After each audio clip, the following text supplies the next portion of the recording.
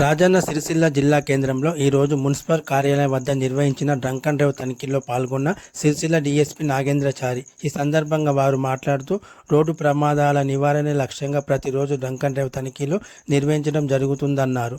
మద్యం సేవించి వాహనం నడిపి ప్రమాదాల కారణమైన వారిపై కేసులు నమోదు చేయడంతో పాటు కఠిన చర్యలు తీసుకుంటామని సూచించారు. డ్రంక్ అండ్ డ్రైవ్ తనిఖీలో పాల్గొన్న పట్టణ CI Krishna, traffic SI Srikanth మరియు ట్రాఫిక్ సిబ్బంది పాల్గొన్నారు.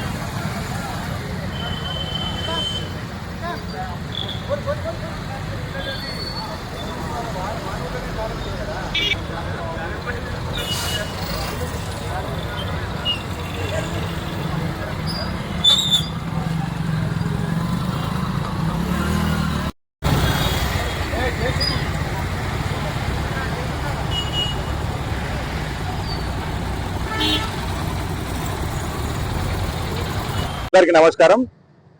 ఈరోజు సిరిసిల్ల టౌన్ లో drunk and drive special drive చేయడం జరిగింది. ఈ మధ్య కాలంలో యూత్ చాలా మంది కూడా తాగడం ఫ్యాషన్ గా పెట్టుకోవడం, తాగిన తర్వాత బండి మీద బయటికి రావడం జరుగుతుంది. దాంతో ప్రమాదాలు జరిగి వాళ్ళ ద్వారా వాళ్ళ కుటుంబాలకు ఇబ్బంది పడుతున్నారు. కాబట్టి పోలీసు డ్రంక్ అండ్ డ్రైవ్ ఎక్కువ చేస్తున్నాం. అంటే ఇంతకుముందు ఏదో టైంలో చేస్తారు అనుకుంటారు, కానీ ఇప్పుడు అది కాకుండా రాత్రి పగలు ఏ టైం అయినా డ్రంక్ అండ్ డ్రైవ్ చేస్తాం. అంటే ఒక మత్తు ఫ్రీ సిరిసిల్లను క్రియేట్ చేయాలనేది మా ఉద్దేశం. దీంట్లో భాగంగా దాదాపు ఈ వారం రోజుల్లో ఒక సిరిసిల్ల టౌన్ లోనే 154 డ్రంక్ అండ్ డ్రైవ్ కేసులు వేయడం జరిగింది.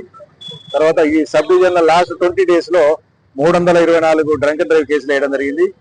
కాబట్టి మీకు, మీ స్నేహితులకు, మీ కుటుంబ సభ్యులకు మీరు తాగితే బయటికి వెళ్ళొద్దు అనే ఒక సమాచారం ఇవ్వాలి. ఎందుకంటే తాగడం వల్ల ఒక ప్రమాదకరమైనటువంటి పరిస్థితులకు నెట్టివేయబడతారు. తాగినోడు వాడు కింద పడడం, వానికి దెబ్బలాకరేం కాకుండా అవతల కూడా గుద్దుతాడు.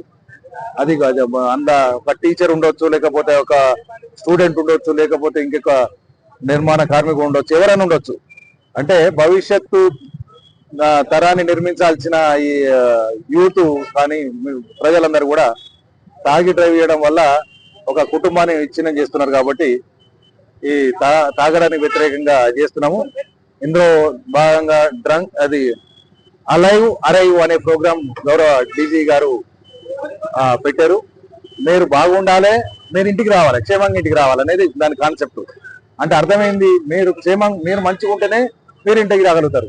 తాగిన తర్వాత మీరు మంచి లేని పరిస్థితుల్లో మీరు రాలేరు, ఇంకొకరిని కూడా ఇంటికి పోనీయలేరు. కాబట్టి దీనికి వ్యతిరేకంగా మీరందరూ, అంటే పత్రికా మిత్రులందరికీ కూడా విజ్ఞప్తి చేస్తున్నాం. ఏంటంటే డ్రంక్ డ్రైవ్ రెండు మిక్స్ చేయకుండా ఉండాలని కోరుతున్నాం. ఎవరైనా తాగితే ఫంక్షన్లు ఏమైనా ఉంటే కనుక ఇంట్లోనే ఉండాలి, అంతే తప్ప వాళ్ళు రోడ్డు మీదకి రావద్దు. వస్తే మాత్రం కఠినంగా చర్య తీసుకుంటాం. ఫైన్లే కాదు, ఇప్పుడు జైలు కూడా వేయడానికి కోసం ప్రయత్నం చేస్తున్నాం. మా సిఐ గారికి ఇట్లా మాట్లాడారు. నెక్స్ట్ 100-150 దాడితే వాళ్ళను జైలు పంపే రంగా సిద్ధమని చేసినాం. నెక్స్ట్ అంతా జైలు పంపిస్తాం. మళ్ళొక్కసారి రిక్వెస్ట్ చేస్తున్నాం, తాగకపోతే మన ఒక బెస్ట్ సిరిసిల్ల అవుతాం.